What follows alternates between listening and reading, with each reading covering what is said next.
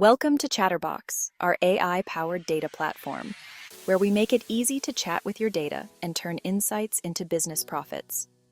In this simple how-to guide, we'll walk you through uploading your file to ChatterBox. No technical skills needed. Start accessing your data quickly and easily. Ask simply, grow quickly. Firstly, in ChatterBox, after clicking on the three lines in the top right-hand corner, select My Files in the pop-out. On My Files page, where you manage file uploads, choose a file location. We'll select My Device for this demonstration. Then choose a data file and click Open. Next, select the button labeled Upload One File, and you will be required to wait for the file to finish uploading. Depending on the size of your file, it could be a short wait. You will know the uploading process has finished when the word Complete with a green tick appears.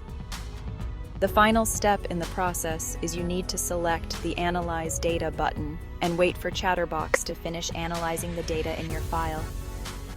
The analyzing process takes as long as the size of your data file, but once completed and the file has uploaded, you are now ready to start chatting to your data.